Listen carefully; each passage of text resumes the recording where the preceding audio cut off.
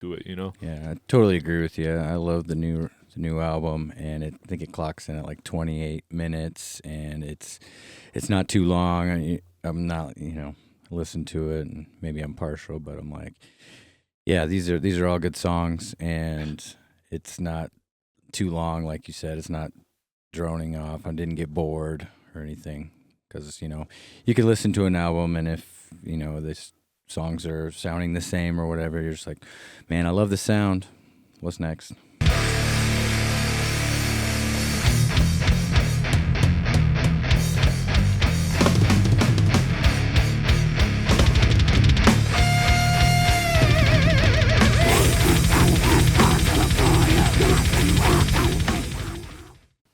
What's up, everyone? Welcome to the Metal Maniacs Podcast. I'm your host, Jay Ingersoll, and I'm here with a be-all, end-all of co-hosts. It's your boy, Mod. What's up, Good, buddy? Jay. Good to see you this morning. Again. Good. Yep, again. Second episode today, but... Round 2. Yep. Today, we welcome the two-piece, noisy, sludgy punk rock stuff from the Midwest. Please welcome Bronson Arm to the show.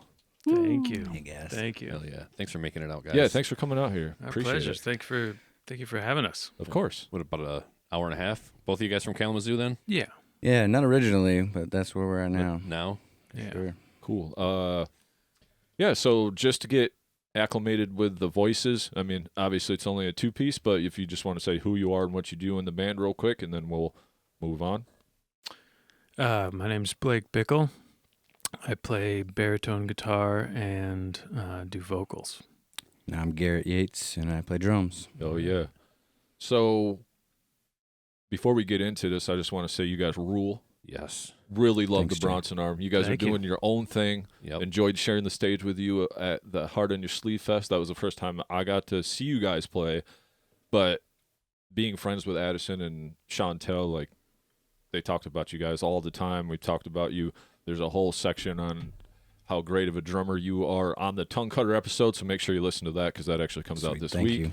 And we're here to we'll talk about everything Bronson Arm, mostly here to talk about the new record, which this podcast actually will drop the week before it comes out.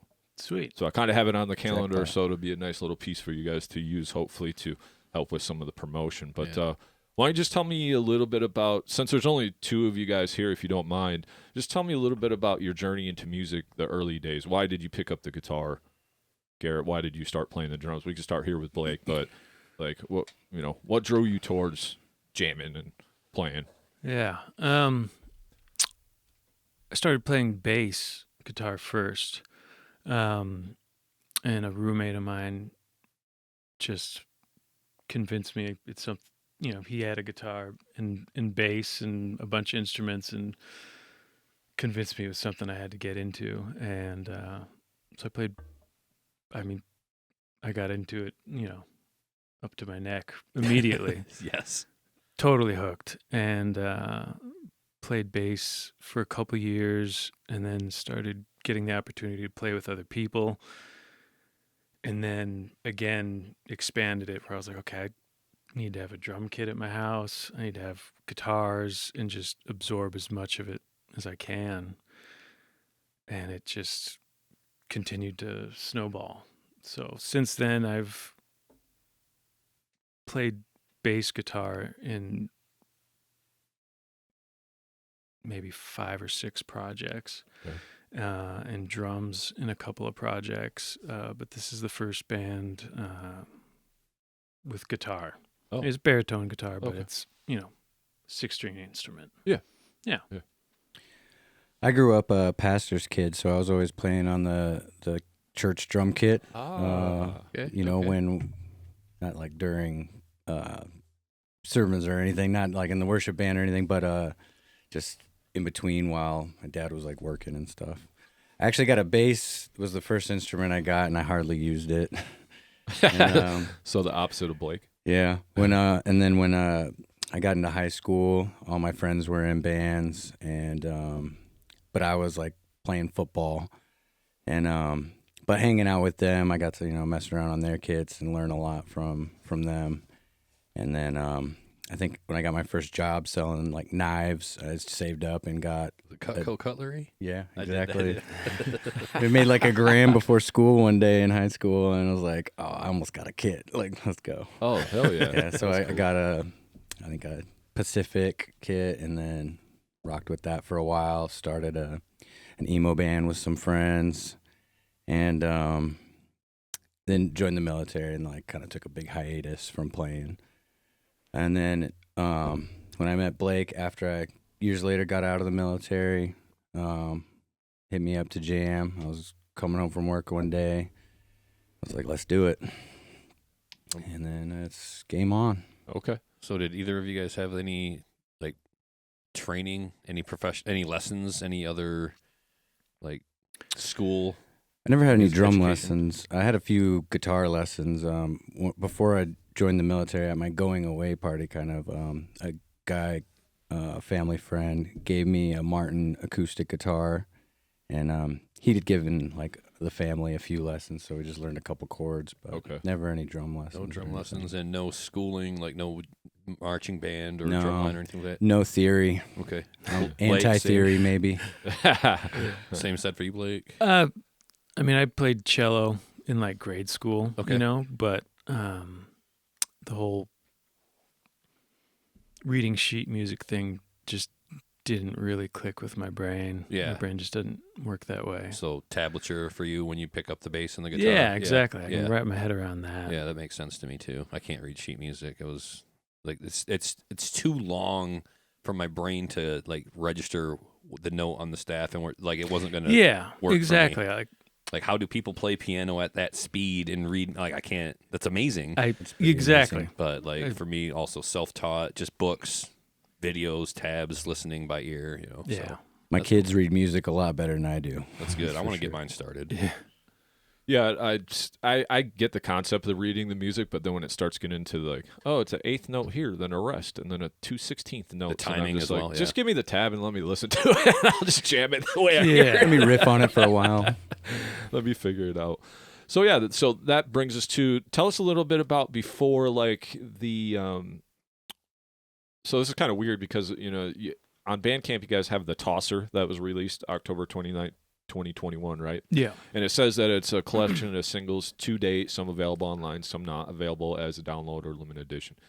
Tell me a little bit about the inception of Bronson Arm, like maybe going up until them first few recordings that you guys put out or whatever. Yeah, I think when we started, I mean, pretty quickly, Garrett and I knew we wanted to do a project, and the goal was to document it and just play some shows, just get out there and just have fun. And I remember our first gig was at a house show in Kalamazoo. And it was a blast. And then immediately had kind of people in that scene in Kalamazoo reaching out to us to book stuff down the road. And a week later, it was the shutdown, the pandemic shutdown, Okay. which it was such a tease, because it was like, okay, we did this. We got, something of a set together. It was received well. We had a blast. There's opportunities to do it more. Nope. So Yeah. I think we use that up. We tried to use that up, the opportunity of the shutdown to, we're not going to be able to play live. We've already started to document our stuff and record stuff just at home. What can we do to function as a band in the meantime? So that for us was, let's just keep writing and record more and make some videos so there's something to share and let people know that we even existed. And I mean, I think we got a lot done during shutdown. So Nice. Use the time wisely. So how did you meet Garrett then? that was our wives connected us. Oh, okay. Cool. At the time, we both had a kid at the same elementary school, and there was some school function thing where our wives connected, and we're like, oh, Another tattooed mom. Yeah, Let's be we- friends. we should all hang out, and we did, and then they didn't know that they They didn't know what they got themselves indirectly, into. yeah, They started the BA all together themselves. Exactly. Yeah. Oh yeah, that's awesome. So why a 2-piece? Because we've had other 2-pieces on the show, and sometimes I kind of know the answer, but I kind of want to know. It's. I kind of know, but why don't you guys just give me the insight of like, okay, you play drums, awesome drummer, play guitar, sing, great at that as well. This is it. You catch a 2-piece for the Bronson Arm, you're going down. Yeah. It's probably mostly logistically. Yeah. It can be hard to, get the more people you have, it's harder to get together to practice. And, we fit in the van well, need room for all his big old amps and cabs. Yeah, I mean, logistics are a big part of it. I think in addition to that, when Garrett and I had started playing for a short period, we had a friend of ours come and jam with us and play bass for a couple of months, and he did great, and it sounded great, and we were enjoying it and writing material. But reflecting back on it, with the way my brain works and my personality, I think I have a tough time working in that third element as far as communicating ideas, and it feels when it's a 2-piece, there's just a direct, it's really direct, and at times a lot easier to just move forward and make decisions. Yeah. I don't know if that makes sense. But No, that makes perfect sense. Yeah, especially because you do this, I do this. Then There's not it's much very more. simple. And then It's we'll not figure like- out the Yeah, vocal. You it gotta is- add the counter melody with the bass. You know, and it then, can I don't know. Yeah. can force you to make decisions quickly. Another friend had brought up the one drawback can be that when you're divided on a thing and both people are passionate about the stance being taken, that you don't have a third person to break the tie. Yeah. But I think we managed that pretty well. Yeah. No issues there, really. And then you just got the chemistry, obviously, between the two of you. Because a lot of times that, we talk about this on the shows, and we've had other small bands, Tongue Cutter being one of them, or Addison's been on, and they had Tiny Tree, which is 2 people, Yeah. They're Sometimes awesome. it's just maybe this bass player was awesome and he fit, but maybe he's just a ding-dong. You know what I mean? Maybe he's just an asshole, and you're like, yeah, that's not really worth it. I know I can get along with Blake or Garrett, vice versa, whatever. You know what I mean? Like we already have this chemistry, so, but you guys make it work well. I'll say that. It, Thank 2 you. pieces, Thanks. sometimes, especially where we come from, this extreme metal world, you're talking 5 dudes on the stage, 2 guitar players, sometimes maybe a 6th with a keyboard or some synths or some, shit in the background. So, being able to pull off a 2-piece is a whole challenge within itself. And you guys do it very well as far as filling out the sound. Thank you. Drums are always great, holding it down. Like the rhythm section is you, right? Like for Appreciate the that. most part. Yeah. I know you got some of that on the guitar that lends to the rhythm, but like I think you do a great job. With Oh that, yeah, so. he Appreciate holds it. it down. I think Yeah. like a phrase that I used to kick around or used to be more popular was minimalist. And I think it just makes things so much more efficient. Now, to me, when I think of a 2-piece band, I think, oh, we're missing a lot of elements here. Like, there's just no way you can pull it all off. Then I stand before you and watch you perform the set, and I'm like, they don't need one other person in here. They don't need a singer. They don't need a bass player. It wouldn't even make sense to entertain the idea of a keyboard player. Like, what are we doing with keys in this band? So I listened to it, and never have I felt more compelled to listen to a 2-piece band than watching you guys play at Hard on Your Sleeve Fest, where I thought, not only are they good, like they wouldn't be as good with another person in the band. It would almost be a deterrent if they didn't have somebody playing exactly what Blake is playing, and he doesn't need another person because the rig and the tones and the tuning, you're basically a bass player and a guitarist all in one. You just, you sound low enough, and you got the register. I thought, this is perfect. I mean, they got the mood, the attitude, the atmosphere, the musicianship. It all clicked for me, and I'm like, Yes, this is the most sense a two-piece band has ever made to me when I was watching you guys play. Awesome. Just it really clicked for me, and I couldn't. I have so many good things to say about you guys, but yeah, the two-piece thing really works well for you guys. Yeah, and this, we try to edify the bands on our show, right? We're not going to have you on if we don't like your band, but I do remember after we did the Heart on Your Sleeve thing, the next time we got together, Nick just had nothing but praise for you guys. He was just like, I'm so inspired. There's blah, blah, blah. Like, whatever he is saying is absolutely genuine. We're not just, like, trying to kiss you guys' ass because you're sitting there, because we're not them kind of dudes anyway, but, No, I'm not doing that either, but for real, Iron Sharpens Iron was my favorite set that night. Oh, thanks, man. It was a good Appreciate set. it. I loved it. The energy was really there, good. and Jay throws down. yeah, it was great. Thank you.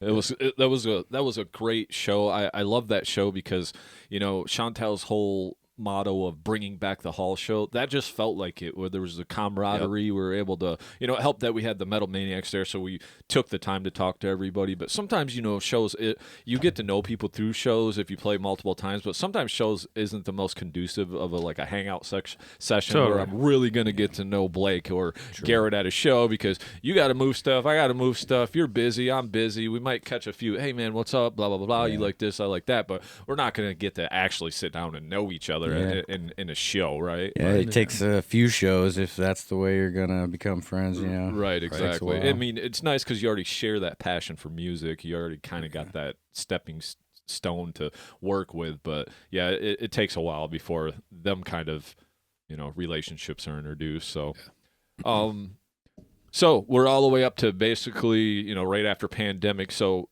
can you tell me a little bit about this Tosser collection? Because I've noticed a lot of the Tosser stuff that, even though it said released October 29th, 2021, some of this other stuff from the self-titled were songs that were on that as well, correct? Yeah. I mean,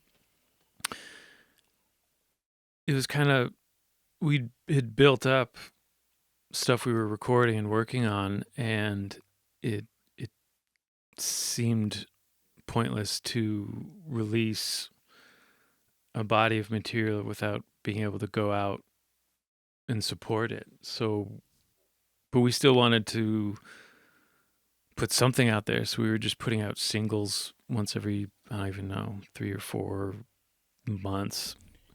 And then at a certain point when things started opening up, we were like, well, let's just put those together, and make some CDs so we have something to sell at shows. And then when we were offered the opportunity to work with Learning Curve Records, considering that we'd only put it out digitally and homemade CDRs at shows, we're like, well, this hasn't been on vinyl. What if we just put the EP on one side, and we already have another EP's worth of stuff on the other side. Okay. So I mean, yeah, that first EP is also on the self-titled. Okay, that makes remastered. Fits but, better on a 12-inch. Yeah. We didn't really want to do like a 10 with an EP. Yeah. Like a 10-inch. Yeah. In retrospect, I think we should have put the newer songs first. So when it came out, people were hearing the new songs. They're kind of hidden at the back of the album because it's like EP1, EP2 sort of thing. So this As was a all full recorded. length. Oh, I'm sorry, I didn't mean to step on. No, you're there. good. Yeah, I apologize. So this was all recorded at the same time, though. No. 2 different times. Okay. I mean, over the course of a year and a half, and all in the same place, But at different times. slightly different times. I mean, we had the luxury of having lots of time during shutdown. You know what I Right. mean? Yeah. for So sure. it'd be like, We all did. I think we went through and did drums for everything, started chipping away at it, and then released over a period of time what was the first EP.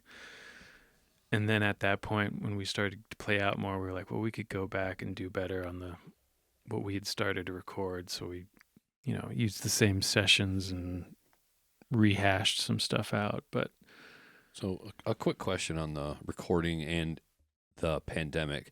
So everybody's isolating, everybody's staying in their own homes. you guys seem like a really in the room together rehearsal type of band. Are we doing like some file sharing, Blake? Are you emailing Garrett some guitar stuff, or are we still like meeting up because we're still only keeping a small circle of people with just 2 people where like we don't feel like we're breaking the law here? Yeah. By, like we know each other. We don't feel like we're exposing each other to COVID or whatever. We're just 2 people who always only hang out together anyway, so it's not really like... Yeah. We were keeping our circle small. We Yeah. were Yeah. still masking and stuff. Yeah, It was, I mean- it was a weird time. Yeah. Like we're wearing masks in our first music video. I'm pretty Right. sure. Yeah. It's weird how looking back on it now, it's kind of like, oh my God, we were all walking around like that. And I still like, I saw somebody's video, whatever I was watching recently. I was like, yeah, a bunch of masks. What a weird memory. Yeah. Yeah. No, I remember there was maybe like a 3 or 4 month period where we were trying to be productive, and I'd call up Garrett and be like, hey, do you want to come over and work on this stuff? And it would be like I'd go down in my basement, get everything mic'd, and sanitize Right. all the surfaces, Yep. put my mask on, and then I'd be, the control room for what I have set up at home is on the main floor. So just call up Garrett and be like, I'm ready for you. You can just go in the back door. Right. Oh, okay. So there was a period where it was like Such a weird no time. physical contact. Well- He'd be downstairs.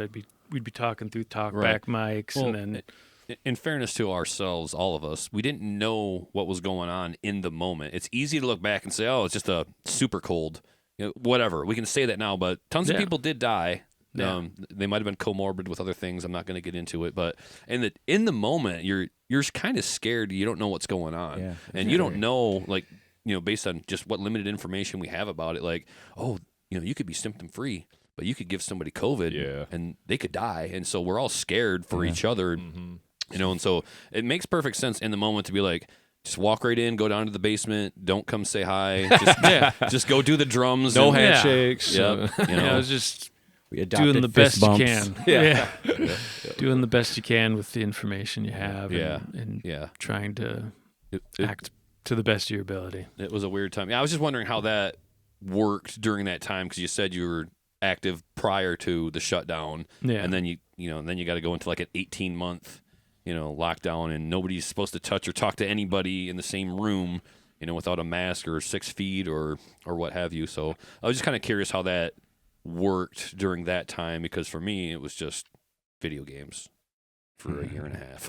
And it was bad. Did play a lot of Animal Crossing. At the same time. Like, yeah, I love that game. My wife loves it too. She plays it great. quite frequently.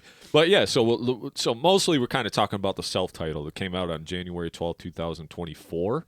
Yeah. Right? So real early 2024. So I guess that kind of makes up for 2020, middle 2020 all the way to early 2024. So that was kind of the shutdown time or whatever. You recorded this? Yeah. And then it was mixed by Robert Cheek Correct. and mastered by you? Yes. Okay. Oh. Because I know you do mastering and stuff, right? Yeah. Because you did the tongue cutter stuff, right? as Yeah. well? I mean, Okay. my approach to things like that is, if I have to, have the skill set for tracking. Well, I mean, I have the skill set for all of it, but I don't want to do all of it. I don't. For the way my brain works, it's not efficient to do all of it. But I felt comfortable recording it because we had to. But then I was like, I definitely want to master it, and therefore we need to send it off to somebody who has, a different perspective and isn't this attached to it, and then I'll finish it off. Yep. Echoing sentiments we've said on this show before is like making a handoff to somebody at some point in that process, whether you mix it yourself and have somebody else master it, or have somebody else mix it and then you master it in the end. I think it's important to get a non-biased, objective person in the mix in the room to say Exactly. like I'm not attached to this it might sound great to them or they might be indifferent to it, but they're just looking at waves, frequencies, things like this, and just like we got to bring this down, bring this up, and now we have a more well-rounded sound. I think that's a sentiment that we'd like to impart to other bands coming up, new to recording. It's like maybe at some point, don't do everything yourself. It's great if you can. Yeah. Like, make sure. And sometimes you have to. Yeah, out of necessity. Yeah. But when given the opportunity, it's a very healthy thing to pass it off because they'll approach it in a way that you wouldn't have dawned on you. Right. And in addition to that, I think it's a good practice to search out people who can do a thing you can do, but do it better than you. Yeah. Like I can easily identify my friend Robert Cheek as someone who can mix a record better than I can. Okay. At the very least, way more efficiently. Yeah. Sure. I've always felt I can get what I want to out of a mix, but because my brain is so geared in the mastering realm that it will take me 3 to 4 times longer than it would somebody who does it on a daily basis, So I always think that some element in that production process, it's a healthy and good thing to, like I said, search out someone that absolutely is going to do a better job than you. Right. I've been on both sides of the fence. So we used to be in a band called Infinite Design. It's kind of more technical, death metal, progressive, stuff like that. And I did all the recording, mixing, mastering. And then by the time you're done with it, and actually the first Iron Sharpens Iron too, by the time you're done with it, I'm kind of just don't want to hear the songs anymore because you've touched them so much too. So it's like no one else has heard the songs, and you're like, I'm ready to write new shit because I'm kind of over this shit. And you're like, we ain't even put these songs out yet, dude. Yeah, totally. Like, fuck those songs. So that happens. On the new Iron Sharpens Iron, we tracked the drums somewhere else, so I didn't have to tear down the podcast room because we used to do it in here. So I'm like, we did the drums somewhere else. Then I did the bulk of the tracking on the rest of it, and then we sent it to Jamie King, who is the dude that does all BT Bam and Glass Casket and stuff like that. And that's what he does, right? He's like super pro. So we sent it to him, and it was so much nicer now that we got the mixes back that it's like, okay, that sounds killer. Like he knows, he's the mix guy. He knows what he's doing. Yeah. So we sent it to him, and now like I want to listen to the songs a bunch because I'm not tired of hearing the songs, right. Because you're so close to them sometimes, Yeah. It's like magic sometimes, getting those mixes back, like, man, you're a magician. Good job. Yeah, he was like, what changes do you want? And we're kind of like, well, we might have like 3, because he gave us this whole layout of, because you probably, when you do that and you send it somewhere, you have all these requirements and questions and all these things that, especially if you're not as professional and you don't really know that world, you might make some mistakes and they just having a hell of a time mixing. You can't really mix something that's recorded terrible either, so you got to know what you're doing on the tracking end, right, as far as signals and input and gain, staging, all those kind of things. But yeah, when you get it back, you're just like, okay, yeah, I'm glad I sent that somewhere else, Yeah, exactly. I think so far when we've done that, we've gotten exactly what we wanted out of it, which is something that's like, that's not exactly what I was thinking of, but it's way better than I thought it was. You know what I mean? Like the pleasant surprises. Yeah. It's nice to get it back and be excited about it again. Like, oh, that sounds better. Yeah. Like exactly. Like there's parts where they approached it in a way that you wouldn't have thought of, and it's enhanced it. Yeah. And all those things. And for me, I don't work on records all the time, so I just work on when we have that new record done. That's when I'm always updating my skills and thinking about it, but it's not something I'm practicing all the time, like you said. Like, so for him, it might take a day to do because that's what he does professionally. For me, it might take several weeks because I also have to fit in all these other things too, and that's all that guy does is mix and master. So it's like that's your job. But I do want to say this. To me, it's jammy, a little bit of sludge rock, a little bit of grunge in there. Drums are so damn solid, dude. Love the drums on it. Thanks. Like, just because I know that you have to hold it down. So just knowing that, having that solid backbone, because you can kind of fuck off any way you want to, but he's got to hold it down, and you don't have that bass player holding it down either, right? But I just said the production was awesome. I love how clean this self-titled one sounds. It's very clean. Even though you guys talk about, kind of were noise or noise rock, and I want to elaborate on that in a second here, but it still to me had this like clean and polished sound where you could hear everything amazingly, everything was mixed good. I just really liked the sound of the record overall. And I get a little spooked out when people say noise. I had seen you live, so I knew what to expect. But when people say noise, you know what that nurse torture bullshit is? That dude that wears the mask and he just like hits all. Yeah. You know what I'm talking about. That's noise. So I'm like, are we talking about noise like that, or are we talking about like a little bit of extra noise in the recording or the songs? Whereas you guys lean to the latter, which is way more digestible. And like I said, I still want to expound on that, but just not at this point. But I thought it was great. You guys did an awesome job with it. So thank you. Great job with that. Just going through some of the songs, Hard Pass. There's like this spoken word thing in that. It's almost kind of sounds like a sample, but I didn't know if that was you. Was that just you doing like a spoken word type deal over that? Yeah. Yeah, I thought that was a great addition to that song. Excellent. Very cool. Conscious Confuser, my favorite beginning riff. The beginning riff was, that's a fucking jammer. That one stands out to me too. I had to get the title off, so I knew that one. And then you kind of go into this sludge, like heavy, and that's Nick and I were talking about this, where it's like there's like extreme metal heavy, but you guys are still heavy. Like you still just laid on me with that heaviness, and we can appreciate that all the way on this show. And then the vocal approach was a little different on that song to me, where it was a little more you do the shouting in the punk rock style vocal, but you kind of did more of the like the soothing kind of singy, and I was like, I really love that. I was like, that really makes not only that song stand out, I was like, I kind of wish you would do that a little bit more, because I thought your singing was great on that, man. Like, thank you. That was definitely, I mean, I always save a lot of the finishing touches for lyrics and vocals to the last possible second. And that was one that when I was sketching out some ideas, would send it to Garrett and be like, don't freak out. This one's a little different. Like kind of a singing Let me part. know, let me know what you think. And Garrett said he liked it. And what was your honest feedback to him, Garrett?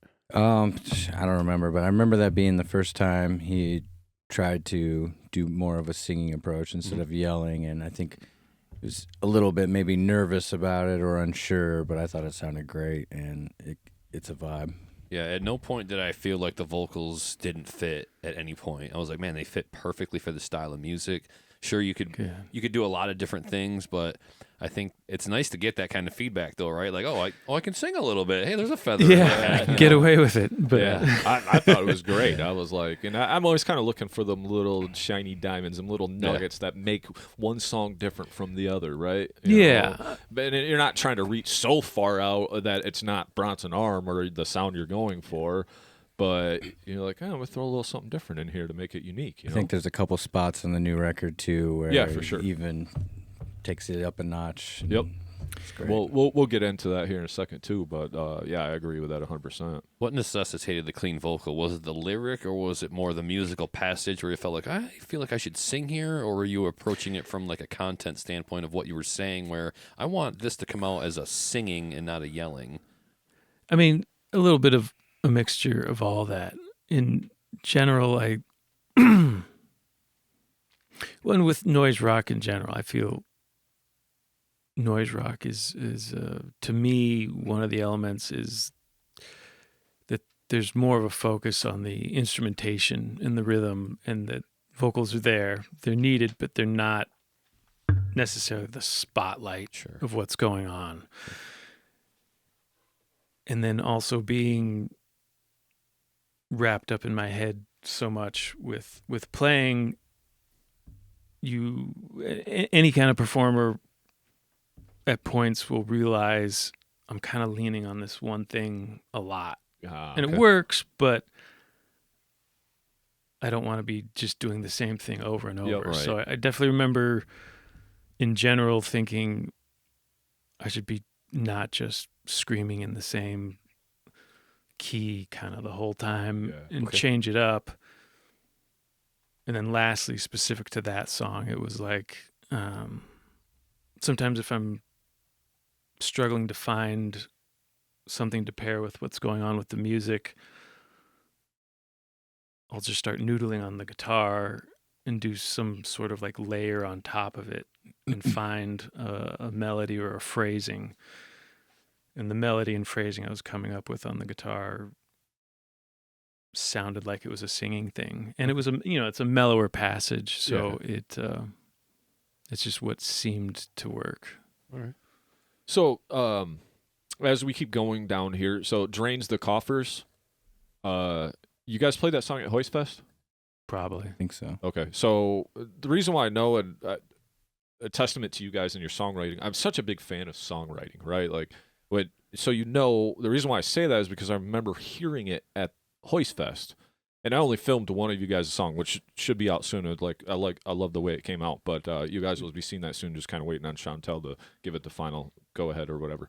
But that just is a testament to the riffs you write, the drums that you play, and then the overall melody of the song. Is like I only heard that the one time, but then when I listened to this, I never listened to this before. All of a sudden, I'm like, oh, I kind of heard that before. So that to me is important when it comes to writing songs. At the end of the day, you can be crazy, extreme, noisy, all that you want, but if you don't write a good song, I'm kind of like, you kind of lost me if you don't, right? So that's a testament to you guys' cool songwriting to be able to only hear the song one time in a live setting where all this shit's going on, and then all of a sudden I hear it on record. I'm like, oh, that sounds familiar because I specifically remember that, and I just think that's a cool thing you guys got going for you.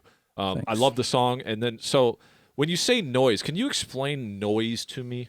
Like kind of elaborating on that. Is it because of the chords that you're using? Because some of the chords are like, what the fuck chord is that, dude? Like, because it's not a. I mean, you guys have melody in your stuff, right? You got a lot of melody, but then you'll play a chord, and I'm like, I don't know that just sounds like fucking like 9 fingers pushing the fretboard down. I don't know what that is. So is that part of the noise sound, or is it part of the noise sound your actual tone, or is it a combination? I guess could you elaborate on that for me? What you would say? I'd say.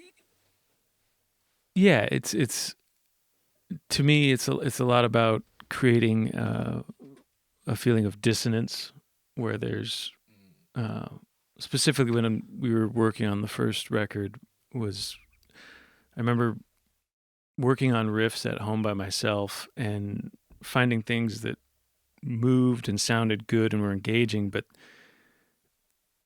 there was an element of happiness or something that didn't feel genuine to me at the time I was writing, where it's just like, this doesn't, like, it works, it sounds cool, it just doesn't sound like me or what I want to be doing. So I think the noise aspect is creating a level of dissonance, trying to approach songs within the structure where you're not always leaning on a verse, chorus, bridge, solo, verse, chorus thing, where you're sometimes almost fucking with setting up an expectation and there's an anticipation that it's going to repeat itself, and then you just do something totally different and go off on a tangent. Being really rhythmically focused, which is easy to do with Garrett on the drums. Those are some of the main concepts, and again, back to vocals not being the forefront of it, where it's more about push and pull tension and janky rhythm within the instrumentation, and the lyrics are almost more of a texture versus the spotlight. Okay. What about you, Garrett? What would you say then? So like the term noise rock was pretty new to me when we started this band, and he turned me on to a lot of cool shit that I missed over the years, because I was more of a metal and hardcore kid growing up. I was going to those kind of shows, and maybe missed the wave of noise rock or something, in its prime, but I think it's mostly in his guitar tone and like the squelches that he can get, and I've never heard a tone like his. And when we started playing, I'm like, what is this? Like, I was like, man, what is it? I don't know what genre this is. It's not hardcore. It's not quite metal. It's like some kind of garage rock or something, maybe. But Yeah, I think a lot of it is just in his tone and not aiming to not do something we've all heard a million times. Just try to be a little weird with it, and I just wanted it to be its own thing a little bit. So when I was approaching the writing, I would just try to be as creative as I could while still serving the song. And I don't know. He showed me some shellac and Jesus Lizard, and I was like, I don't know, kind of see what they're going for, and it's got uniqueness to, and the songs are all a little different. They're not like pigeonholed, Right? You know? Yeah. So it's hard to explain. Noise rock is a weird thing. I think it's one of the elements. When I think of a stereotypical iconic noise rock band, I think of the Jesus Lizard. And one thing about them that has always grabbed me is that, to me, it's heavy as fuck. It's just, I fuck with it. it's just, I want to put on that grimace. Yeah, we do it all face. the time. Grumpy cat. Yep. But it's really mid-tempo. Yes. Yeah. The groove. And it's like the groove and the pounding allows it to just hit deeper. Whereas when a heavy band is playing really fast, the focus is on the attack and the speed. And when things are a little bit slowed down, it allows some more depth within the percussive hits, which to me is attractive. And that's not to say we don't play spastically fast at times, Right. and do that thing, because that's There's a little bit absolutely of part of it. There's some Yeah. trot to And it. should be. I was picking up the pace walking the dog. It's like, oh, we're going.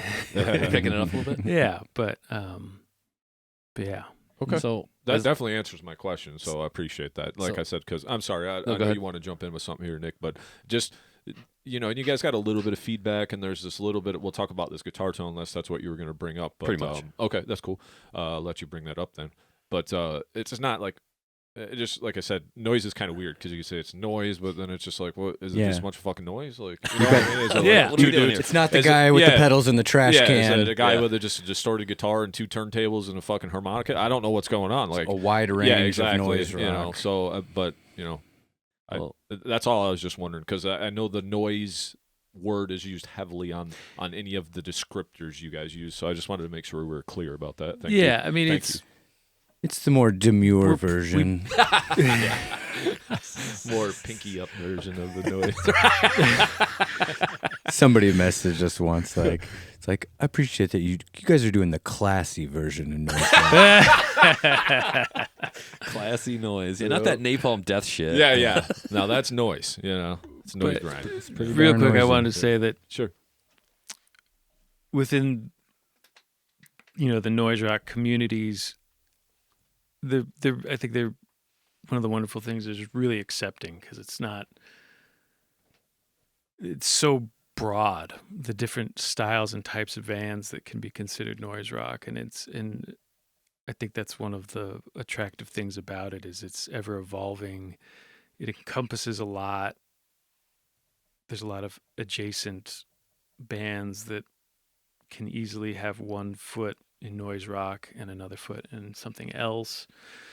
And I think that makes for a stronger and more eclectic, community. I think it opens the door to a lot of experimentation. Like, we've all heard music. We've all heard a lot of music. We've all heard what it should sound like, or what we think it should sound like. Yeah. But then you throw this adjective out there, noise, and you're like, well, what does that mean? Well, it means I can do whatever the fuck I want. Kinda. Like, I can. I mean, This isn't even a chord. I'm just gonna do it like as a note, and it's gonna be really abrasive. But I just do it as this thing, and now I'm getting away with it because, well, I'm not a this style band or that style of band. I'm a new thing, and plus, as a listener, you're like, oh wow, what is that? I've never heard that sound before. Is that an effect? How is he doing that? I'm super curious, and I'm super excited. Like, I want to go and see this now. I think that's where you can steer a little bit into your creativity.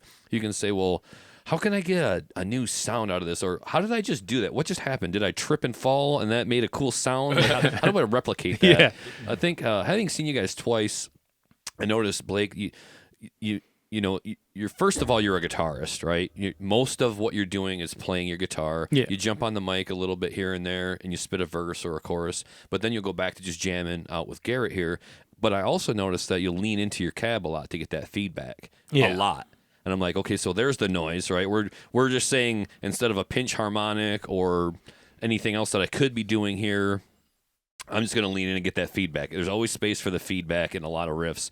And then the second thing I noticed, and Jay pointed it out, and we had a little discussion about this earlier, is as I'm listening to it, I'm like, they really let that static noise go the whole time. Yeah. The whole time it's on the album in the background. I'm like, that was 100% intentional. Yeah. My question is it its own track? Are we like letting like a white noise, dirty pot, open mic, That's a great question. patch cable just go like on its own? Because I'm like, you can't play and also have that at the same time. It's like, I'm curious how we got to the decision of let's let that ride the whole time. That is the ambience. That is the background. We're not doing keyboards and production. We're letting white noise just kind of fill a little space. And I just felt it like hair standing up on my neck. Like, plug that cable in, dude. Like, what do we do? Plug that into something. Yeah, I noticed that too, because it doesn't change with, obviously, you being a producer, or engineer, or whatever. Like, that noise, if it was part of the guitar tone, when you change notes, the wave changes, but that wave doesn't seem to change. So I just don't know if that was like a distortion part of your guitar tone, or it was its own separate thing, like Nick said. Yeah, so I'm interested to know what that is. I mean, the way I designed the pedal board and the gain structure, there's going to be feedback if I'm not playing something, and that's definitely done by, it's intentional. I want the instrument to feel like it's a beast that needs to be tamed, a wild stallion. I like that. And Battle Cat. And then definitely an intentional thing of trying to creatively do things with the feedback. If it's just a momentary squelch between a thing or a longer passage where it's droning and I'm trying to just manipulate the guitar physically to get it to oscillate or do anything, which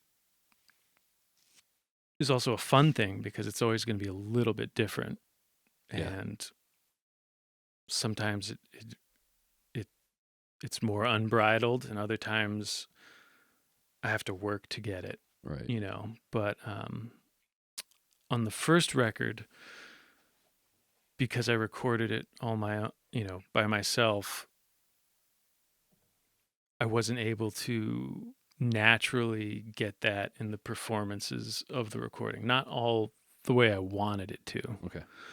So on the production of the first record, I went back and added additional layers to recreate what it sounded like and what I had in my head for, what we do when we play together in a room and I'm right next to my full stack versus running over to the computer and checking levels and, but for our new record, that was a critical thing and a decision as to why we worked with Addison.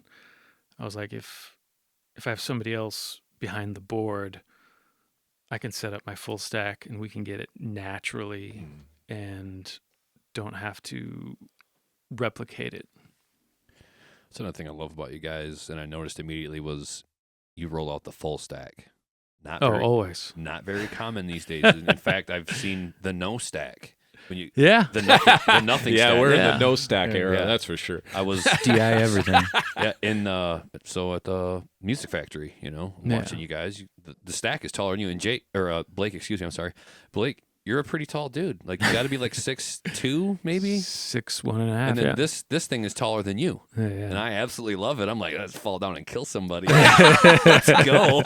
Mousetrap. Not you. Hopefully not anybody. But then, Accuser of the Brethren goes on at the end of the night, and I'm looking around like, homeboy's got a laptop for his guitar rig. Yeah. And I'm like, I could never. And no disrespect to Sean at all, But I could never, because I got to feel it in my chest. And if everything's pointing away from me and I'm just like hearing it in my in-ears, I'm like, nope, can't do it. I play bass. The whole wave's going through literally into the ground and up out of the venue floor ceiling. So I got to feel it. And I know that when you have the full stack, you can feel it in your back, through your chest. I think that's the whole reason is like we play all kinds of venues. We play basement shows, dive bars, bigger venues that's all they do is put on shows. Right. And I just want a level of consistency, you know what I mean? Because there's not going to be much sound reinforcement at a DIY show. Right. And maybe we're playing a bigger venue where they have a nice PA system where they could throw my guitar in a monitor where I could get feedback off the wedge versus the thing. But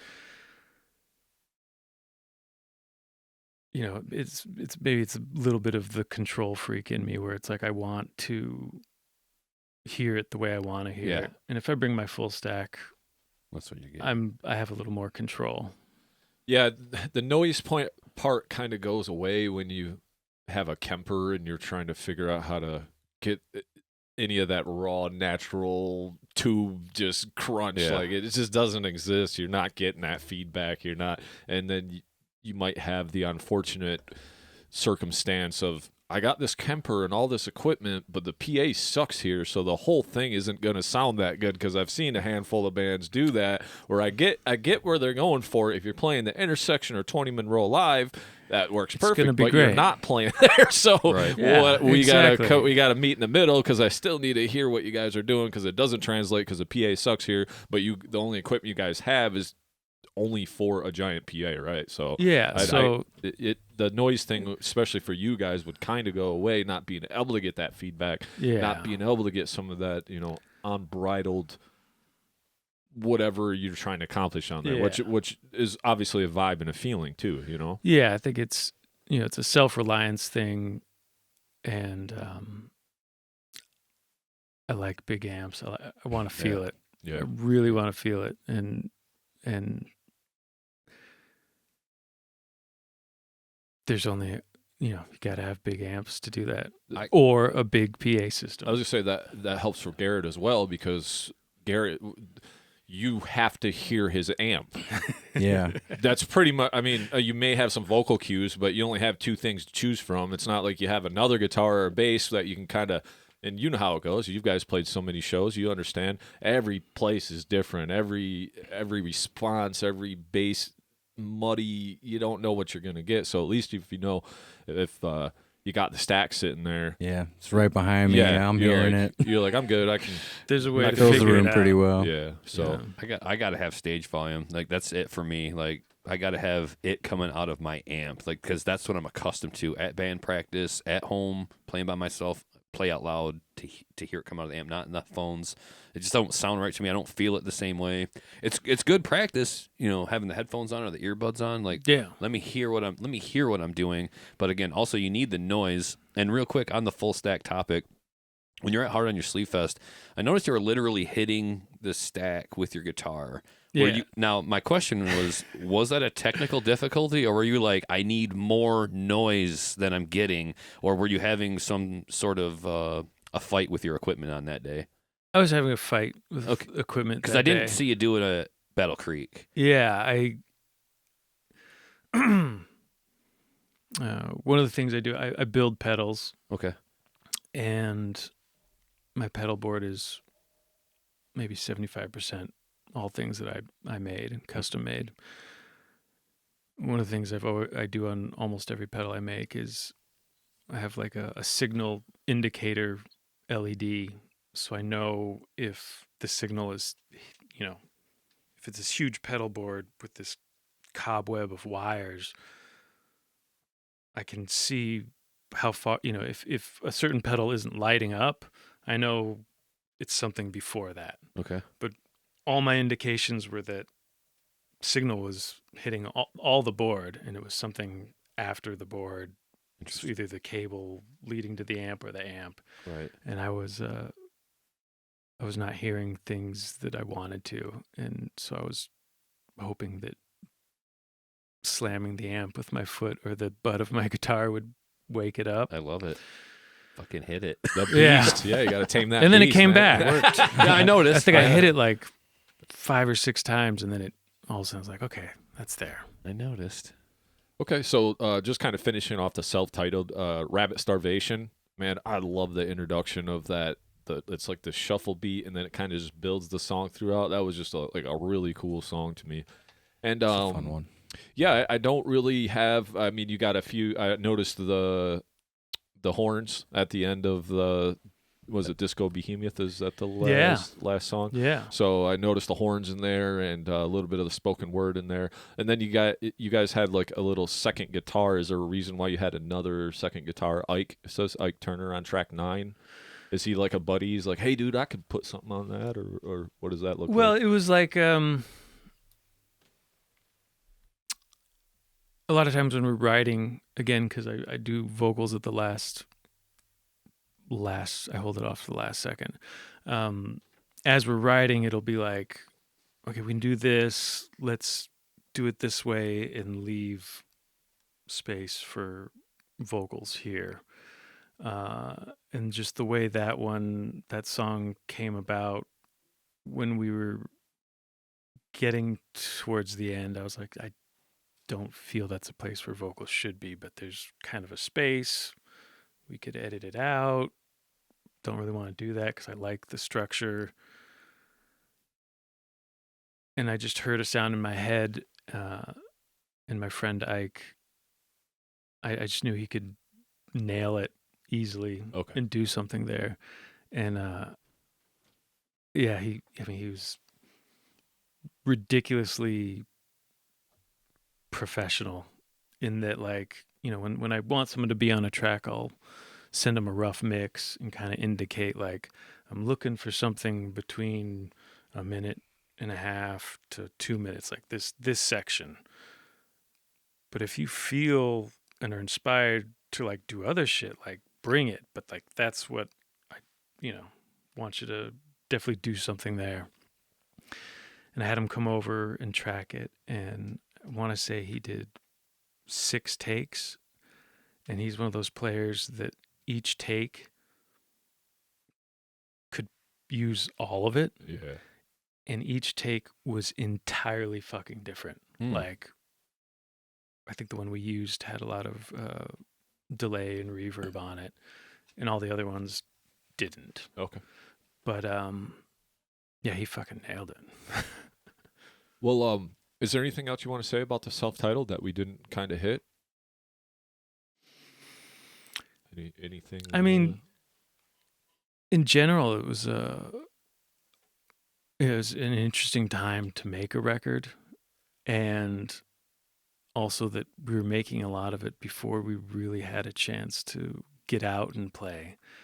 So I think it was an exercise for Garrett and I to figure out what we wanted to do, what kind of territory we could cover, and in general, for me, it was a lot about wanting to create a palette that was relatively wide, because where I've played in bands before where you write a few songs or your first record, and then you start finding what people respond to, and the next thing you know, you're really boxed in to like a sound, like a signature sound that can be hard to step away from. So I definitely remember for both Garrett and I that one of the things we wanted to achieve was to come out of the gates with a pretty relatively wide range of tones and tempos and sounds and approaches so that we could, moving forward, remain flexible without pissing people off. Because maybe we just did it on the first record. Okay. So that's what they expect. I did have a question on that, and this will be a nice little bridge to the current release coming up here. Yeah. Did I hear a bass guitar on the self-titled? No. Okay. I mean, I wasn't sure. on the first record, there was some passages where I doubled up Okay. the guitar, where I would Maybe a more roll clean. off the tone Yeah, a little cleaner. a little bit cleaner to do some accents. Okay. Now, I feel certain that I heard bass guitar on the new release. Am I wrong? You're wrong. Wow, that's wild. Because you had a really clean low end on that. So that's the same instance of you like rolling back the tone a little bit on a different guitar track, perhaps. Or are we just managing to get such a thick tone? We that just It got it sounded from- nasty out the gate. Yeah, really. I mean, I remember reading one of the reviews off our first record that the person talking about it said that they really liked the back half of the record because it felt more stripped down and straightforward. And they're talking about the new album, yeah? Or the self-titled? the self-titled. Okay. So I think when doing the new record, it was a goal to do the least amount of overdubs or accents or supporting tracks. So, yeah, I didn't think you guys necessarily needed a bass just for the style of music. And again, you're doing the two-piece thing, so why introduce a third element? But it's like the tuning, as low as it is. It's just the baritone thing, right? Yeah. I mean, that's a big part of it, for sure. It just sounded so thick and full to me. I was like, I feel like he's got a bass in here, but I'm happy to know I'm wrong because... Tricked you. Yeah, I was like... Gotcha. I felt like... Well, that and I think given the passage of time have dialed in the rig a little better and know what it's capable of and what I want it to do. I thought that the new stuff, it just sounded thicker and even, I don't know, heavier. Like, your style is still the same. I mean, you have a wide array of, things that you can do. You're not really boxed in, but you do have your style. And I just thought things got thicker and fuller. And that's why I thought I was hearing a bass guitar. I was like, oh, there's so much depth to the sound. I feel like we're just going to do it in the studio just for a little bit of the frequency. We're not trying to do bass solos or standout bass lines or fills or anything like that. We're just trying to have a thicker sound. To know that there's no bass in there is really a testament to like how awesome this tone is that you're getting out of your guitar. Nasty tone. Yeah. One thing I just remembered is the difference between the two is on this new record, I rewired the instrument to be a stereo output. Okay. Where on the first record, I had a traditional instrument cable coming off my guitar, and then on the pedal board would split it and create two, one path and channel for the guitar, one for the bass.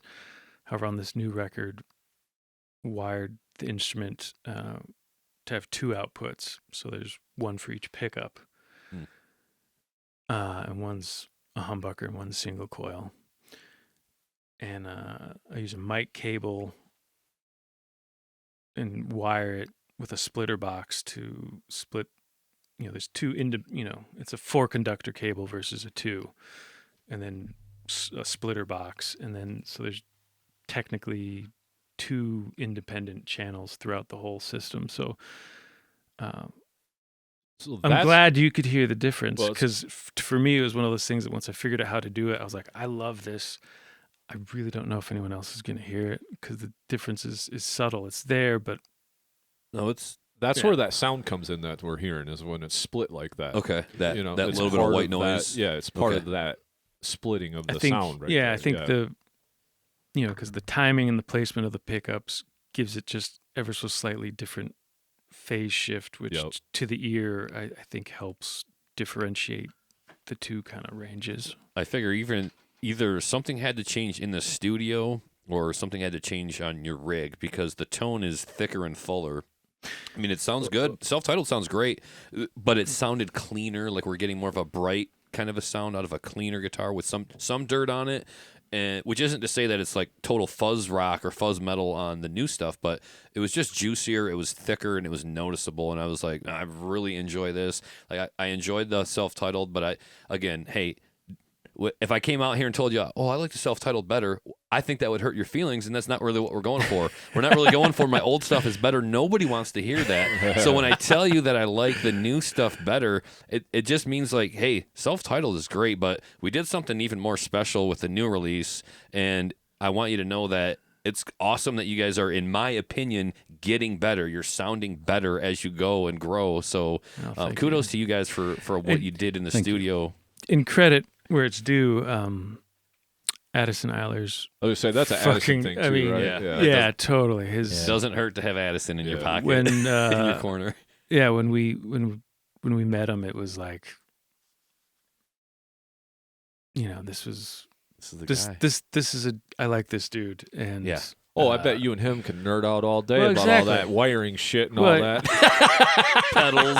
I mean, exactly. He's like, Garrett's taking a nap. He's like, Jesus Christ, let me know when you guys are done talking about getting to know him, and he's like, I fuck around with pedals. I have a recording studio, and I'm an engineer, and I make pedals, and I also have an instrument that I wired for stereo output, and like. I was like, okay, yeah. Like he's like, I'm a Jedi. You're a Jedi. And then we were talking, and I was like, where this Tiny Tree record? Where the fuck did you guys record that? And he was like, oh, I did that in my basement. I was like, do you record other bands? Yeah. Because if you do, we need to make this happen. Yeah. It sounded so good right out the gate too. Just like listening to the raw stuff you put down that 2 days, like I was like, man, it's gonna be nasty. We tracked that in 2 days. So is there anything we got so far? Is there anything you don't want to talk about on the new record, since this will come out a week before? Or is there anything we got to hold back on? I should have asked before we started. Okay, because we can kind of go through this too. It comes out May 5th, so if you're listening to this now or watching this, hopefully you are. It comes out next week, so make sure you buy it, stream it, whatever you got to do to support the Bronson Arm, and. Yeah, this album is great. I actually made a mistake because the Drain the Coffers is actually on this new one, right? It's on both. The first one is Drain the Coffers. Okay, so on the second one, it's Drain the Coffer. Okay, I'm totally new song. Okay, thank you. I thought I made a mistake. I was like, wait a minute, because I love the title of the album too. By the way, that's something I wanted to ask about. Like, where did we come up with that? I don't know if I'm getting ahead on your go ahead, question dude. here. Like, so Casket Schwag is the name of the album coming out here in a week from the podcast. I love it. It's grim. I'm thinking I visualize, what is my casket schwag? What am I being buried in? Like what is my final outfit here? So tell me a little bit more about that idea, Blake, and what it means. Where'd you come up with that? Yeah, it was. I mean, well, first it was a song name. Right, yeah. Which sometimes can be kind of arbitrary on our end. Got like a long list of cool sounding phrases, sure, and so I guess maybe kind of created a little bit of meaning for that. I didn't even know like a casket swag is a real thing, like the wreath or whatever, or flowers you put on a casket. Yeah, slightly different spelling, but pronounced the same way. Yeah. Right. So I mean, yeah, expand. I mean. The idea was,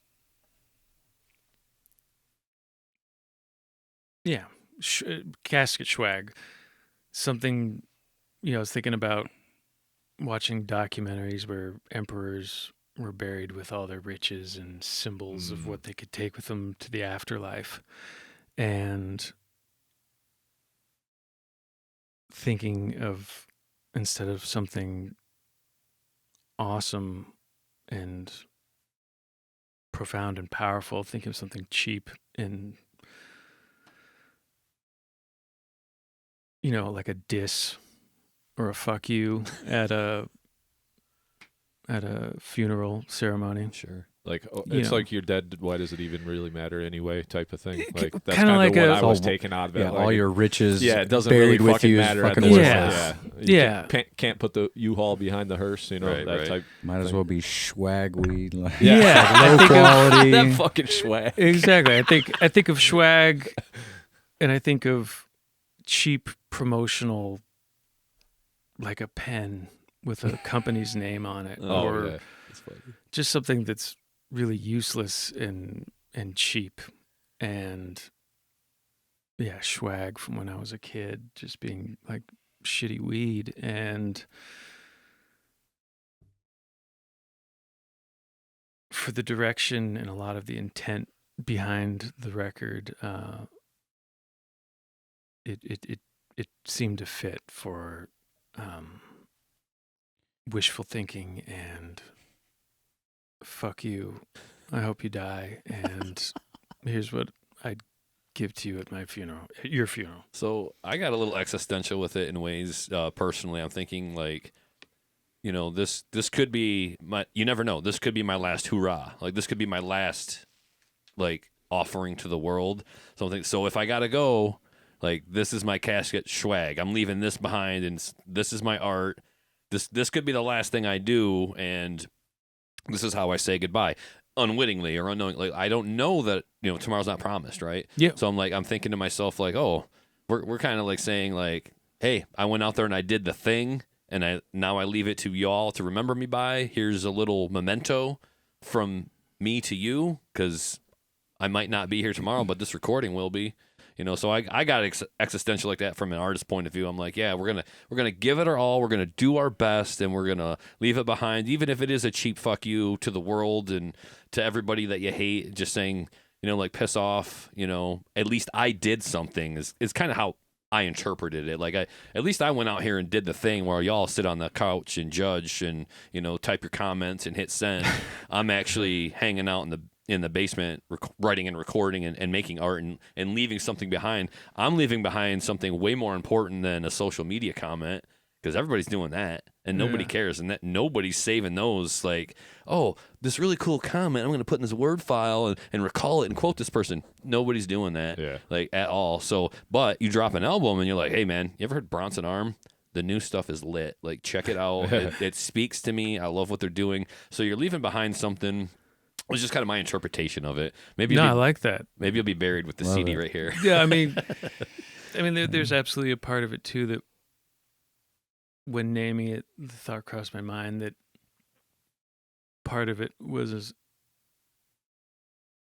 between Garrett and I, and an intent to close a chapter and move forward with something fresh. I like it. I mean, I love the name. It just brings a smile to my face. I'm like, you don't have to be a death metal band to get into almost morose topics or subjects. You can be any kind of band, but when the mood and the vibe is on, I'm like, ooh, casket swag. Like I right there, I'm like, tell me more. I'm so curious about, you know, I don't want to hear about singing in the rain and how happy your life is. Good for you. Piss off. Like I want to hear casket swag. Tell me all these grim, morbid things in your life that happen that we all endure. Talk to me about struggle.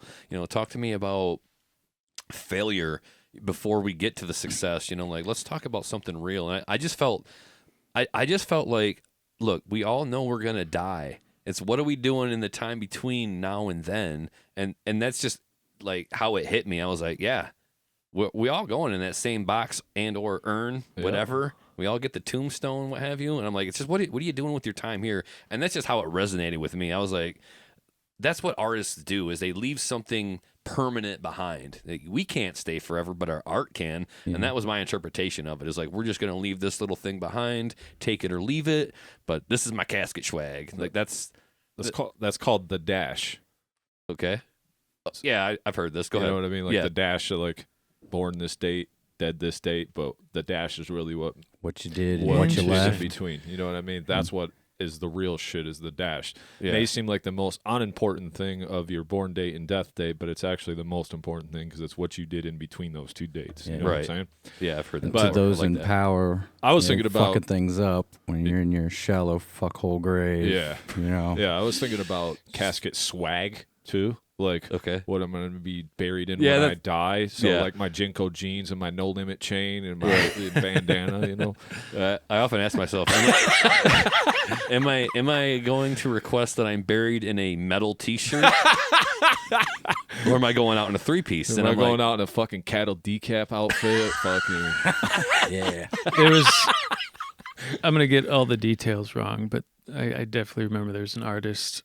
I want to say in the 70s that got buried, I think in his Cadillac, where they had him set up and in the car like he's driving, and the grave was, dug by a bulldozer or excavator or whatever, Yeah. and they just rolled the whole car down into the grave and then covered it up. Wild. I always liked that thought. Yeah, It's cool. Cadillac swag. Sweet. But the album comes out, man. It hits. Permitted to be omitted. Slammer. Casket swag. The song. The video is super fun. I love how the whole thing has the red aesthetic to it, and the video kind of carries that over. And that riff just it like sticks in your head. I'm like, man, this is a fucking jammer, dude. I just really like that song. Wrong Energy. Great beat to start that. That's another one of the ones that I swear you guys played at the fest too, because another Yeah. one that just kind of That's like Garrett's song, like Yeah, it is in great, a dude. sense that it's one that he had that beat, and it took us a while. It took me a while to figure out how to contribute to it, but we didn't let go of it because it was like, dude, that Isn't that the the fucking hardest thing? drum beat, we can't not use that. Yeah. Isn't that the hardest thing? Like, even if it's, especially if it's a good beat, especially if it's something that you're vibing to, you're like, yeah. how do I compliment that? Because it always starts on the other side of things. You bring the riffs to the table. He comes in with the beat. Oh, here's how I'm feeling that riff. Yeah. But to have that beat and know, like, oh man, that beat, I could just with that all day. Yes, please. And you don't want to do it a disservice by Exactly. by doing something like run of the mill generic. I've already done this before. Like, how do I compliment that beat? So, how many maybe iterations of music did you go through before you settled on the riffs that you chose for that beat?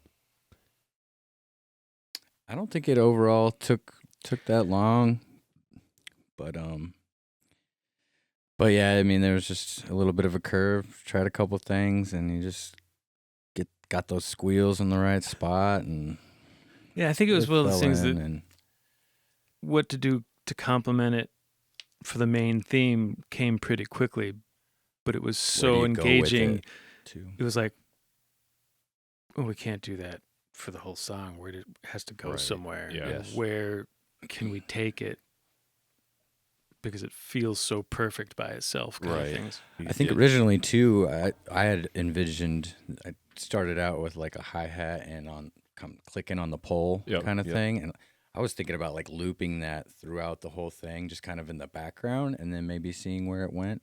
But he came in with the sweet riff on it, and it just evolved. And there's like a cool like shoegazy vibey part towards the end, and it all fell into place pretty naturally at some point. To me, that also lends itself to the noise thing because you're hitting the side of the pole, which, like, yeah, it's been done before, but it's not a common thing where I'm using other noises on the drums as well and not just beating my drums like some caveman, like, you know what I mean, over whatever Blake's doing.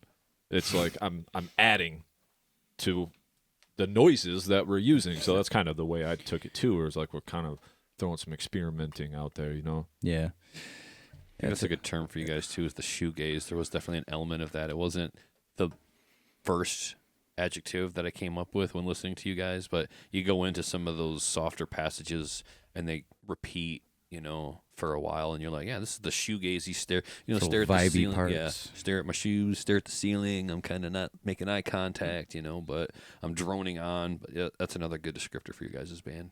And I like that, like, an example of that is that Pram, Flaming Pram? Is that it? So very heavy instrumentally on that song, and then the vocals come in, but they it's not the main driving force like you had alluded to before, where you pepper the vocals in when necessary, and it does add a part, and there's a catchiness kind of to it, maybe inadvertently, but that's a great example of that, and I kind of have that noted in there where you guys kind of jam a little bit too, you know, you guys kind of take it a place, and then when you deem necessary to come in with the vocals, I feel like your band fits well with Tongue Cutter that way as well, because they kind of have that jammy thing, and Chantel picks her spots on the vocals as well, and when they do come in, they're impactful, but it's not vocal driven, almost like Bronson Arm is as well, you know. So I felt like that was a good example of that, the Flaming Pram. Chantel is like the best fucking songwriter ever. Super talented musician. Ridiculously, when I listen to their stuff, I'm usually like, oh, fuck, Garrett. This new Tongue Cutter stuff, we got to step our game up. That's good, though, right? Oh, totally. That's good, I mean, awesome. all Inspired, camaraderie, you know? and It's weird. It's like music is not a competition, but at the same time, you hear something and you're like, oh, I got to step up my game. Yeah. Like, they're going to be listening to us here in a little bit, and I want to make sure that I sound like something they're going to enjoy without saying, like, oh, we have to sound like them. There's something about it that says, oh, okay, they're doing something in the room. They're putting a lot of effort into their music. I feel like I need to go back to the lab and do the same thing. Yeah. Not trying to sound like Tongue Cutter, but they did something that resonated with me that we haven't done yet. And I kind of want to do my own interpretation of that. And exactly. like, you know, I'm not going to go home and write Bronson Arm riffs. Like, that's just not in my wheelhouse, really. Like, that's not the style of music that I generally listen to. But I listened to Bronson Arm, and I'm like, I got to pick up the fiddle. I just got to start. I got to start playing a little bit more, because if two guys can make music sound this good, like, I'm sure I can get going on something and bring one other person into it, or bring it to Jay at some point and say, Jay, help me out with doctoring up some beats, and I want to move on some music here that I have been sitting on for years. And yeah, it's just nice to hear something that inspires you, and especially from such an amazing musician like Chantel, not just a great like musician, but also understands like time signatures very well, can get into that math rock, but great singer too. Yeah, can sing, can play multiple instruments, she can act. She was starred in in a the video? music video for us that we're excited for y'all to see. Yeah, which She might killed it. probably be It'll be out by the time. just about the time this comes out. So Sweet. yeah. Oh yeah. She had to reschedule. We had her on, and she was like, the Bronson Arm guys want me to be in the video. I don't want to reschedule on you guys, but can we make it work? And I'm like, yeah, we're flexible. We got so much material for days. If someone cancels on us, we just film far out too. So we're never. Well, thank you. Never in a. I didn't know that. And I was just like, yeah, of course. Like, Yeah, we're not going to Bronson Arm strong yet. Yeah. Do a date. Like, nope, we're beholden to that date. Those guys are going to have to find a different actress. I'm sorry. Yeah. No, hey, man, it's all about the community. Make what works, you know. So, but I absolutely love the new album. I cranked it a couple times. Obscenity in the Milk. Man, that fucking song is great. I know we're kind of jumping around here, but that's the last song. You guys go into this passage at the end that's almost ethnic sounding with it. It's like a melody guitar part, and to me there's like this ethnic sounding scale that's being used over that, and it just really stuck out to me. And that song's a little longer, like 6 minutes something. That's right? definitely like our longest song. So it's a little more of a jammer at the end, but that really stuck out to me. I did like though how this album took me on a journey as a whole, and it was very cohesive. But it wasn't overly long, because you can get into the doom guys and the noise guys and the rock guys, and you're giving me 75 minutes of this droning ass shit. I'm not that guy. I don't want to hear it. I have no space for that. If you're not between the Buried and Me, fucking give me 40 minutes, dude. Yeah. And that's even pushing it. So I just like how you guys got in, you got the thing done, but every song has its own identity, and the whole sound. Are you guys happier with this sound then compared to the first one, would you say? Because of introducing Addison? Because there is a sonically different. This hits you a little harder in the nuts, this one does, because of the sonic sound. The other one, like I said, I love the production because it was cleaner, but I'm a clean metal precise guy, and I just like all that little neat, and I'm a fucking OCD weirdo, so I want everything clean anyway. But I still love this album, but you can tell there's this rawness and there's this nuts to it, you know? Yeah, I totally agree with you. I love the new album, and I think it clocks in at like 28 minutes, and it's not too long. I'm not, listen to it, and maybe I'm partial, but I'm like, yeah, these are all good songs, and it's not too long, like you said. It's not droning off. I didn't get bored or anything, because you can listen to an album, and if these songs are sounding the same or whatever, you're just like, man, I love the sound. What's next?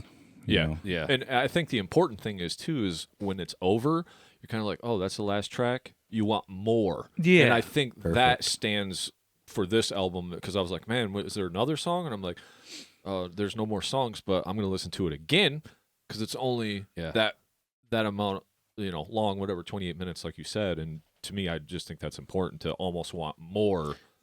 And then you're like, oh, I'm looking forward to the next thing Bronson Arm puts out. I mean, So are we. absolutely. I think probably part of that approach carries over from live performances, where it's when you're pummeling an audience with decibel and pounding drums and dissonance and squelching guitars. I feel 30 minutes is about the sweet spot. Yeah.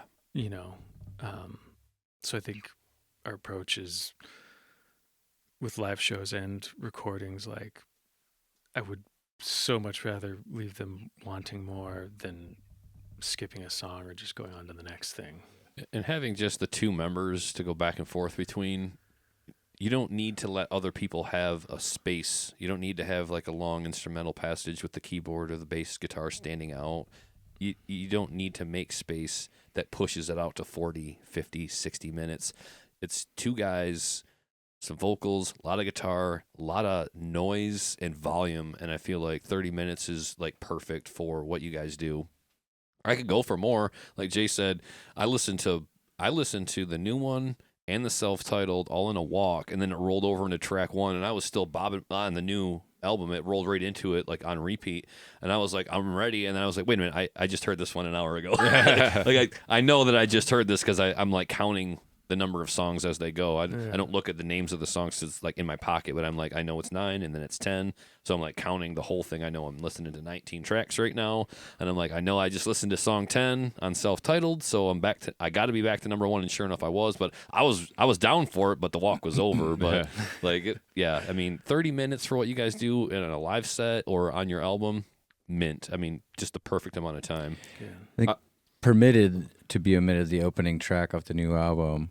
We've been playing that one for a while. I think it was originally meant to be on the self-titled, but That's it was our newer song, and we had the drums recorded, but we kind of realized that it wasn't done. So we played it live more, and it dialed it in, and it's one of our favorite tracks. So you're permitted to be omitted from the first album. Right? Yeah. That's good. Exactly what happened. Yeah. I do want to compliment you guys also on the song titles, whereas they make you think. They give you up, even the title of the album, like we just threw some things back and forth of the way we interpreted it. And to me, that's important with art, because you can interpret things away, maybe not the intention that you wrote it, but at least I could take my own meaning from it. And I always think that's important. And I love when I see song titles like this that aren't just generic ass Salt the Wound or, whatever. That's the only one I can think of, because there's 4,000 bands with that name. But it's just like, these make me think. I want to know what you're singing about. Like, you know what I'm saying? Like, I want to know what this song's about, or. But I also seen on here a quote from you. It says, we're not a politically charged band, but this is a politically charged record. So did that go into some of these song titles, or some? Is it all political? Is it not? Is there? I mean, I went to art school and focused on painting and drawing and visual arts, and there's always a lot of pressure to, song titles and statements of intent, and like creating this story behind a body of work, which I was never comfortable doing, because for the longest time I would title pieces of artwork Untitled 47 or whatever. Yeah. For me, it was always important. Well, I felt that titles would narrow interpretation in how a piece is received, and I want to invite the audience to be a little more invested in it. If they're curious about it, I want them to be able to draw their own conclusions and their own meaning from it. So sometimes it just depends on the song. Sometimes there's songs where easily come up with a name that I feel ties into the intent behind the song. And sometimes I just pick a name because I like the name. Yeah. And I don't care that it doesn't necessarily directly relate. I fuck with that. Because I want the song to stand by itself. Jay's always given me song titles, and I'm like, do we have ideas beyond that, or that's just what came to you? Like, you wrote it and you're like, this is what I'm calling it. I'm like, are we running with that? Is it just a working title? Do I get to change it or not? And normally I like the song titles so much, I'm like, I'm just gonna steer into that instead of exactly. like I didn't have an idea of my own, and Jay will say, well, this is the title, and this is kind of what I want it to be about, and then I'll start writing lyrics based on what he's given me. Yeah. Or sometimes I'll have an idea, and I'm like, well, let's see how well I can blend these two ideas. Like, I'll use your idea as allegory, or I'll apply the allegory to his idea. Like, this is an idea that I have, take it and run with it. And then I'm like, all right, I'll keep all of the metaphors and analogies in the vein of that song title. I'll try to start using images and the words that go with that title. And on song titles, I wanted to ask you about this one, To Live Deliciously. Now, I love it. I absolutely love it because immediately my mind goes to the movie The Witch with Black Phillip. So any correlation to that movie whatsoever, or none at all? I oftentimes write down little phrases and one-liners on my phone, and that I could have, maybe I pulled it from there. I don't remember. Don't know. So not directly. Okay. But that maybe that's right. No, I absolutely love it because if Is you there a know the line in movie, have you seen the movie, and I don't want to give it away, even though it's been out for like a decade, I think, but obviously there's it's a slow burn, but basically at the end of the day, you're signing away your soul is the idea of the movie. Yeah. And I was wondering if there was an analogy in there for anything else, or if it related to that in any way. So, but if it's not, if it's like indirect or not intentional, I was just kind of wondering what your personal, reasoning was for that song title. I mean, lyrically, the song is about drawing a line and taking a stand and just wanting to burn it all down and start from scratch. And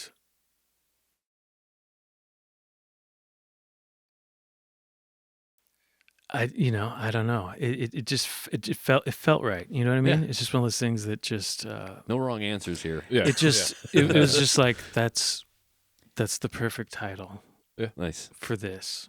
I love the title. I mean, I have, again, before even reading a lyric, I'm like, I have ideas about this. I love it. It's inviting like my brain to think about the content of it, whatever you're saying before I even hear a word. I'm like, I have ideas about this phrase just reading it. I start writing my own story. Yeah, I know what he's saying. Like, I have no idea. I get it. I'm there with you, buddy. I'm right there with you. I'll say this: To live it's deliciously. an intentional move to not spell everything out, Yeah. and simultaneously pick when I'm forced to say something or give direction behind a thing. It's absolutely chosen to pick things that are relatively vague and might even have two different paths or underlying meanings. Like, Yeah. choose your own adventure kind of Yeah, thing. and that's kind of what I was alluding to at the beginning. It was just you can interpret it any way. Yeah. And I love art like that. I don't know if it was you, but we talked about lyrics before, and someone was like, "Well, I would like to put exactly what the song's about and give it the meaning at the bottom." And I'm like, to me, I just think that kind of takes away from the whole, because you could be talking about something. I read it, I'd take something completely different from it, and it could be very direct as well. But I think you should always take what you want to take away from art, you know. And with that being said, are you involved in any kind of lyric writing or ideas, or you just say, hey, that's all you play? Nah, he's got it. He's got it. He's a talented guy. I Oh yeah, trust for him. sure. We absolutely bounce back and forth on like, you know, this is what I wrote. Do you like it? Is there something we should cut or thin out or beef up? So I absolutely rely on Garrett for that kind of stuff. And in our songwriting process, again, we feed off each other as I think most bands would, but it's always a pleasure because, you know, if I'm hitting a wall, Garrett will be like, well, this is, you know, I was thinking something like this, or and vice versa. You know, he'll open the door for like, what do you think on the drums on this? And what's been really funny is, to me, is there's been times where I'm like, okay, I was thinking, while I'm doing this raking thing, you're doing like a snare attack thing to like lock in with it, and then go into a tom thing while I'm doing these slower grooves. And Garrett will be like, that's stupid. I'm going to do the opposite. While you're doing the raking thing, I'm going to do the tom fill thing. And then when you're slowing it down and letting it breathe, and it's this perfect complementary of the unexpected. And pretty much every time we've had a thing like that, when he verbally tells me what he's thinking, I'm like, I don't know, but yeah, let's give it a shot. And then I'm like, oh, fuck. Yeah, that things like that will increase the push and pull tension, where sometimes it's easy to go on what would be a traditional approach to like locking in. Right. Garrett will intentionally do the opposite, and it creates this tension that, you know, like a rubber band gets really pulled back, and you feel the anticipation, and then just snap. Yeah. You know, I think Pleasure Berry is a good example of that, where it could have done a very 4 on the floor, you know, exactly what you might have expected to go along with that riff.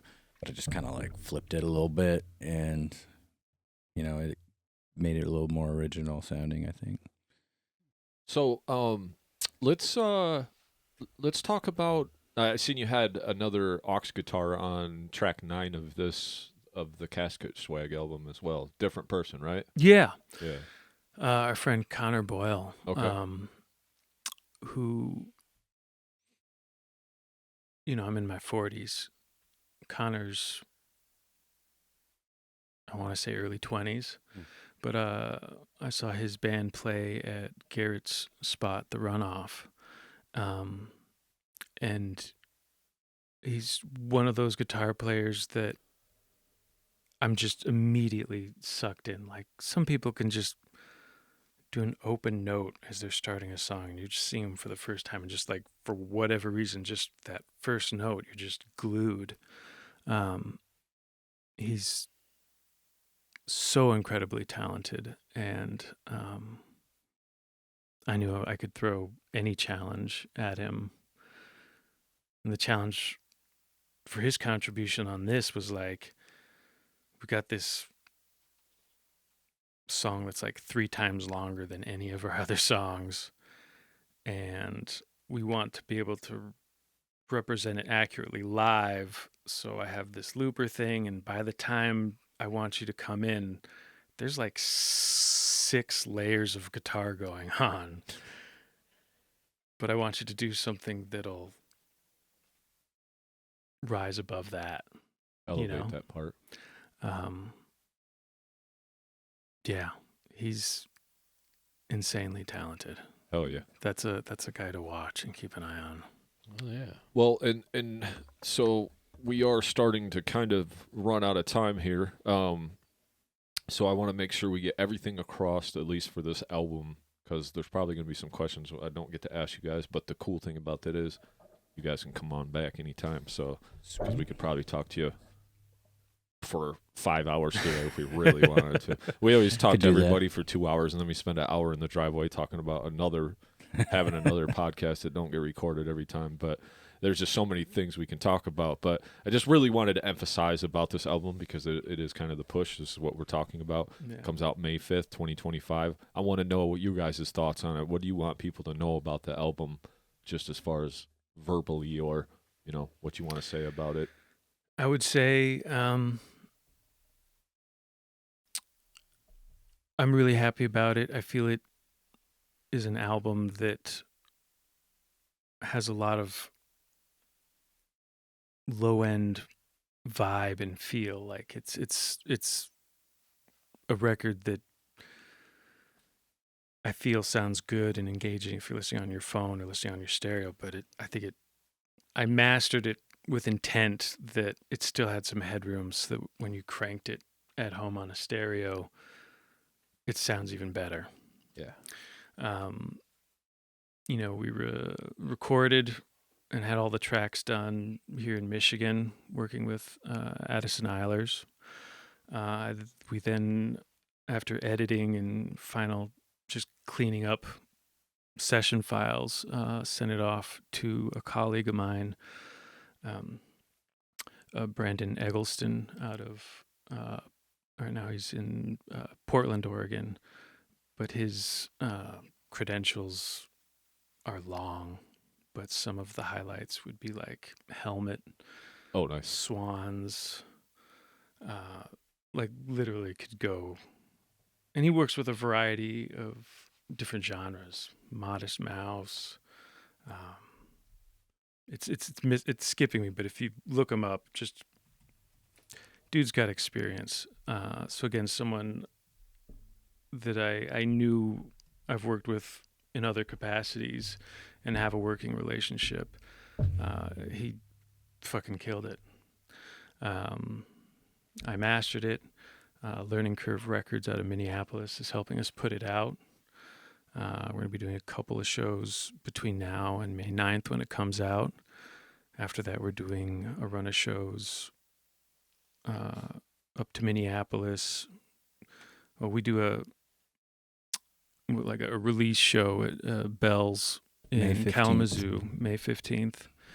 Then we're doing Minneapolis, May 16th at Cloudland Theater.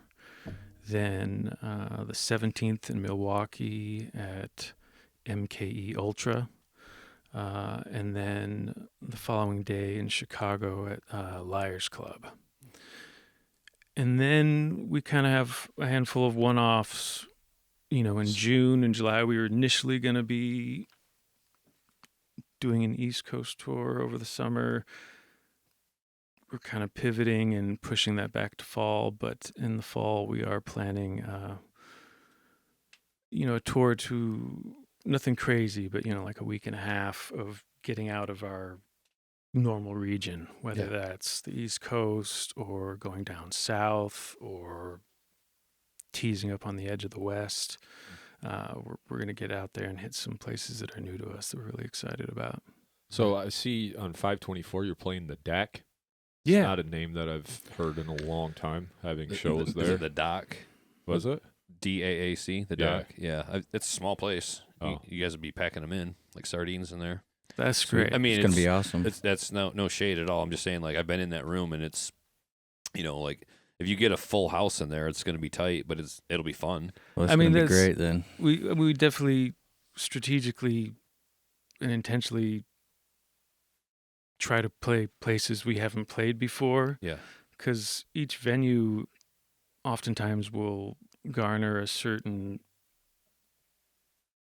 listening audience. Sure. And maybe they're particular to and comfortable with that space, but aren't going to go over to this end of town where there's other shows. We try to play them all. It's just like, It'll be intimate. just have fun and hopefully get in front of different audiences. Garrett, is there anything you wanted to say about your feelings on the new album? Real excited for everyone to hear it. Really proud of this album. You should be. I think it's our best stuff yet. It is. It is. And I mean, I love it. So what I want to say about it is, if you like loud music, you should enjoy this album. You should listen to it in a setting where you can turn it up as loud as you can possibly have it. And then after you've done that and you've enjoyed it, as you should, as I expect you to, you want to look at the tour dates and find out, when is Bronson Arm coming to a town near me, because then you can experience that even louder in front of Blake's full stack.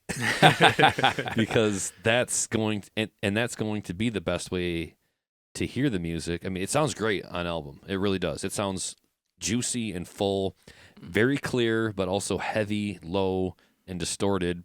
But there's clarity to all of the distortion and the noise even.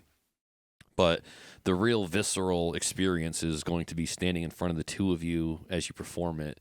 And I'm always smiling ear to ear from start to finish when you guys perform, because I love every second of it. And I know it's 20 to 30 minutes of just loud, heavy, in your face, like sludgy doom noise rock that I go for. So if people aren't familiar with you yet and they're hearing you on this podcast today and they run over to the Bandcamp and they listen to the self-titled for 1 week before the new one drops, I'm telling you, be sitting on the edge of your seat, because when the album drops and you get to hear the new stuff, if you like the self-titled, you're going to absolutely love the new album. It is so good. I love it so much.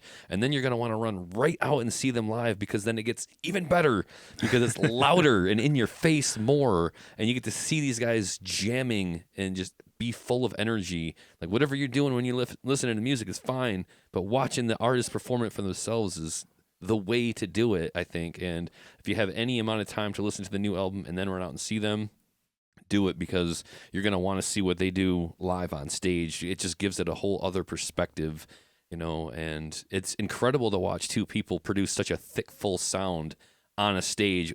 Just two people. Don't need the second guitar, don't need the bass, don't need a bunch of screaming, samples, bass drops, none of it. It's Garrett, you're an absolute powerhouse on the kit. Thank you. I love death metal and fast technical drummers. But when you listen to that for 25 years on end, I've heard all of that speed. I've heard all of that double bass.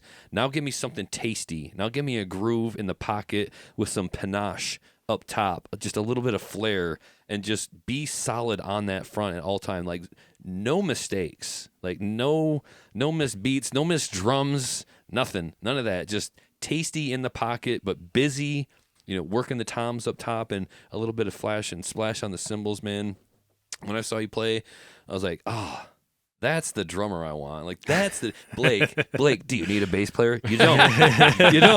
You don't. But I'm here for that life. Wedge myself in right now. I was like, man, this drummer is so good. And Blake, I love your style. I love the riffs that you write. At no point are you sitting here saying, like, I'm a shredder.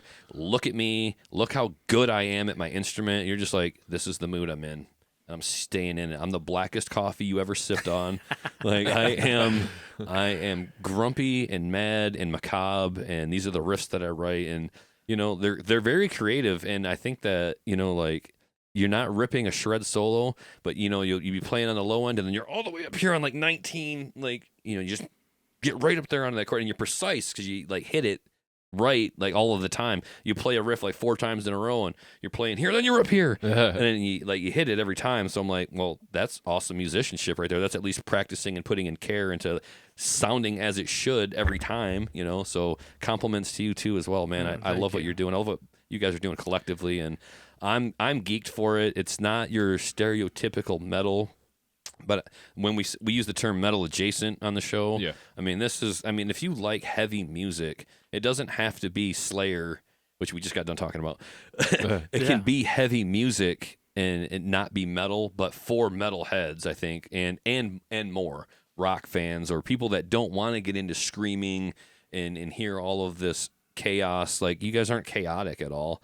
The noise, maybe, sure, but that's that's just one element of your sound. It's not the driving force. It's not the nurse torture, like, there's the static and the feedback and stuff, but there's great riffs in here and it sounds so good. You all collectively, everybody involved did a great job mixing, mastering, writing, producing this album. I think people should be really excited for anybody just discovering you based on our podcast, however many people that might be, anybody that's discovering you and the run of shows leading up to it, like, should be looking forward to this album, and then they should be doubly looking forward to seeing you again after it drops, having the time to absorb those songs. I think you guys did a great job.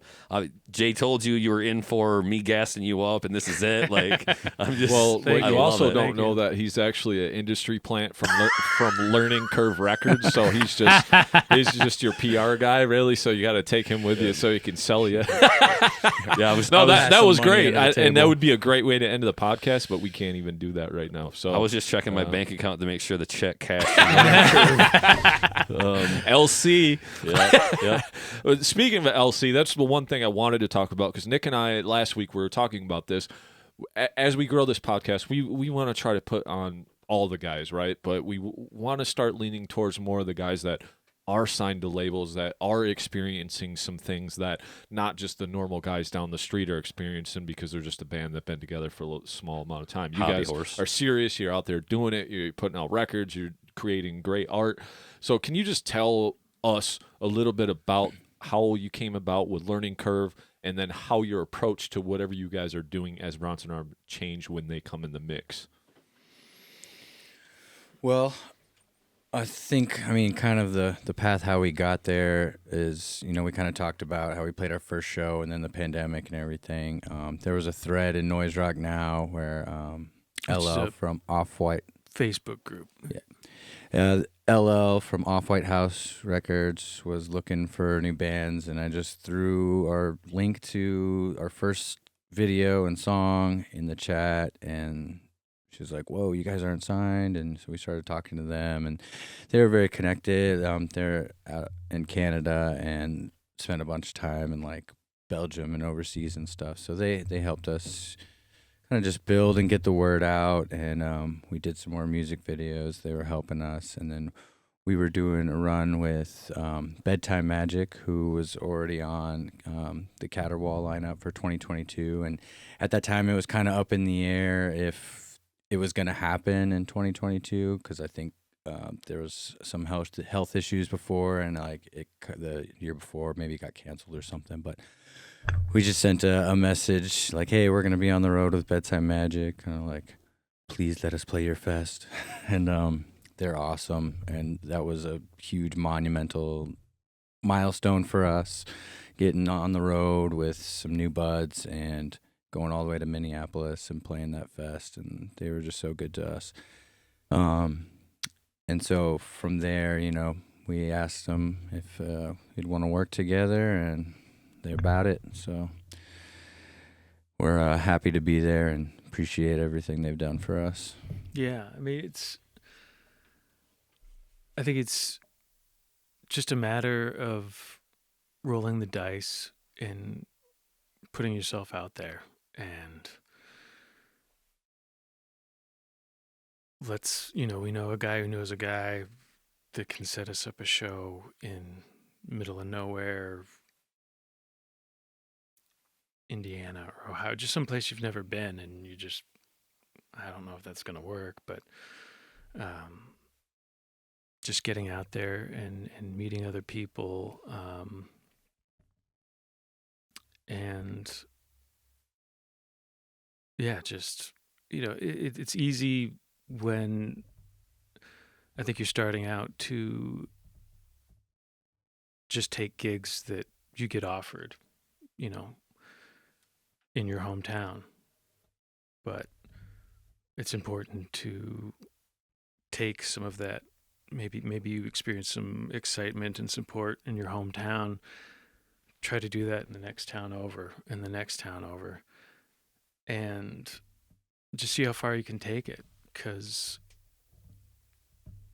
for us, we feel we have a lot of support in Kalamazoo, and have been surprised to go out of state and then find that in a lot of other places there's equal amounts of support and excitement. So just getting out there, it's tough, it's a challenge.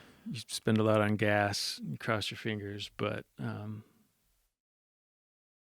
it's all fun. Are they helping you? Like they're doing the vinyl for you guys? Like they're helping with distribution? Is that kind of what's happening with them? Like, yeah. Where do they come in to kind of like assist? Or I guess it's more of a cohesive team, I know, but yeah, I mean, they're doing what, I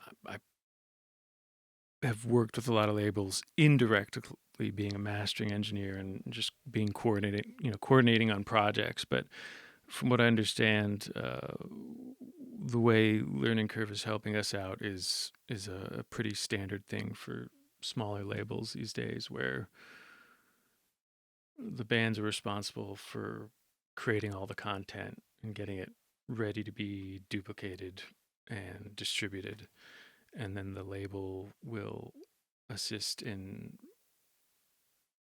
making the physical copies, and then you decide on a split and how you divvy that up, and then for PR campaigns and things like that, also finding an amicable split on investment on that, because when it's done that way, both parties are invested and therefore motivated to contribute and see it be a success, because you're both invested. Yeah. So they've been absolutely fantastic. Just kind of just let us do what we want, and when we need help on certain things, they're a resource. Maybe that's like, we're trying to set up a show in St. Louis and we're fucking having a hell of a time locking something in. Do you have any contacts there? Do you have someone we can reach out to? And usually, like, the next day I get an email being like, hey, they just hit me up. You guys looking for a show? How can I help? I'm assuming that goes for like interviews or press too, because I've seen you guys got a lot of different like quotes and stuff like that, which is awesome, because when you're looking for ideas for bands, you absolutely see, I mean, just having that support from a record label, I think we're able to lock in and get a lot more opportunities. I mean, anybody would, because I would assume with like you guys, I would think you have bands hitting you up all the time asking you. But if a label is doing it on behalf of them, it just carries a different weight. Yeah, for sure. Yeah, they I tried to call them about you guys and they didn't answer my call. So, well, Learning Curves, like the metal hoop. Nah, fuck no. My question is, if you had any advice to give a band who's starting out in the garage and they're getting the ball rolling, getting a couple of local gigs in their hometown, what advice would you give them to reach out to a label, or how do they go about getting signed on any kind of independent label? And what would you tell them their expectations should be of a label? What should they be wanting to get out of that relationship by being a signed band? So twofold. Yeah. I mean, if you're just starting out, I think it's important to demonstrate, a label in theory is going to help you create a product. You create it, they'll help you manifest it into a physical thing. And then they're going to do what they can, depending on how big and their connections on getting it out. Maybe that's different local independent record stores, assisting with promotion. I don't think a label would be interested in doing that unless you have a way to demonstrate you're doing the legwork and getting yourself out there. I think it still happens in very rare occasions, but labels aren't going to really invest in something that hasn't been proven. They want to see that you're out there making it happen for yourself, and then come in to help support what you're already doing versus doing everything for you. Right. So would you say kind of getting out there and proving yourself, would that be like, say, a set number of bookings? Like I've done X amount of shows, or are we talking about maybe some Spotify numbers or some Facebook followers, or just the fact that, hey, I went to a recording studio, I have a product, I just need help pushing it out into the world? What are the characterizations of proving yourself to a label look like, Blake? I think it depends on the label. I think Learning Curve Records is a perfect fit for us. It's just a one-man operation who has experience in the larger aspects of the record making industry, and at a certain point was like, I only want to put out music that I like. Yeah. Because I definitely had conversations. We had conversations with the label, like definitely letting them know when, because they came to us and were like, we would love to, if you got something coming up, we would love to work with you. And we were like, fuck yeah, but are we ready? And then definitely having conversations being like, we get out of state, we go do weekender runs once, twice a year, week and a half.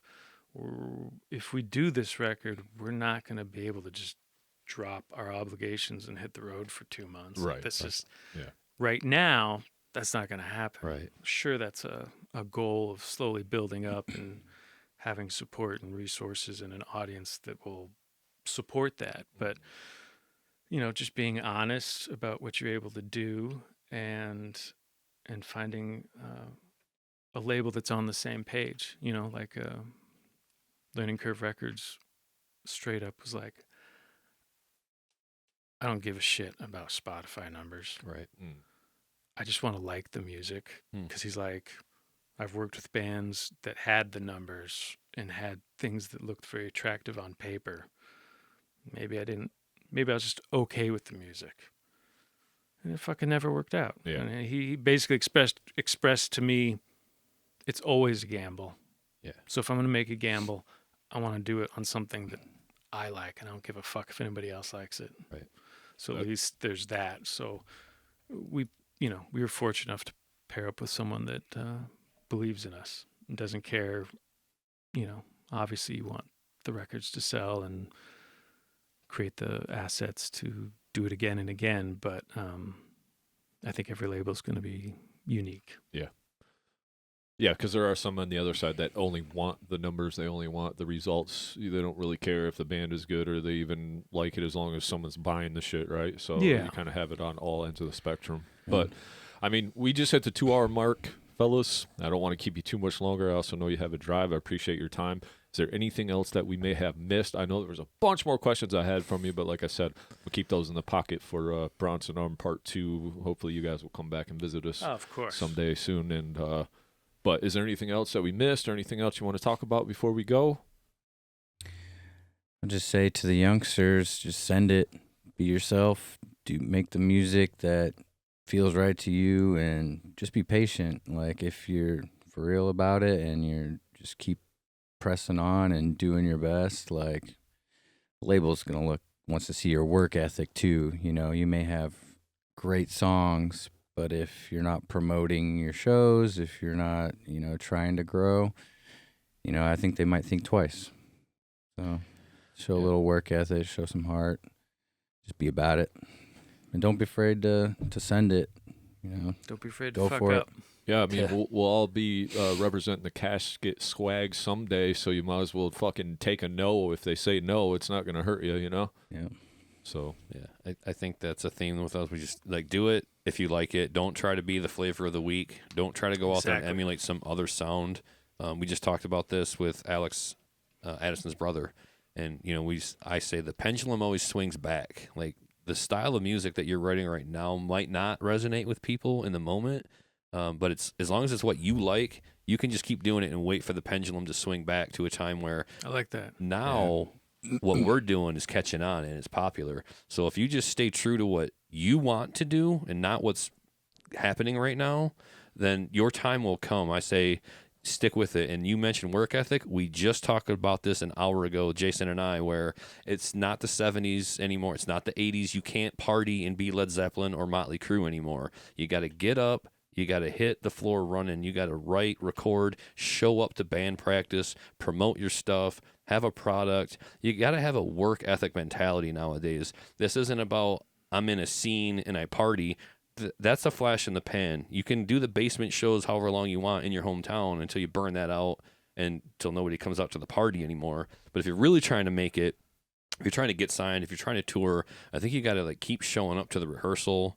You got to keep practicing at home on your own. A lot of the drum we keep beating show after show after show, and it's the same feedback we're getting from the artists too. Like, yep, practice to a click, practice at home, show up to rehearsal, have the gear, show up to the venue, promote the show, all of these things. So I think that do the content. Yep, do the content. There's a lot of things. Reach out, branch out. Don't be afraid to fail. Don't be afraid to get negative feedback, and don't take the constructive criticism too harshly, or your band sucks. Well, it's not for you, so what? Like, disregard. Just let that slide right off your back. Like, somebody doesn't like Bronson Arm, who cares? Like, you're not trying to win over 7 billion people. We're just trying to You're put not up for everybody. And then also to that too, don't wait for someone to come save you. Put the work in, because they need to see that you're doing all the work first, because that's usually when the label will pick you up, is seeing that you've done all this on your own. Just imagine if we helped propel these guys instead of,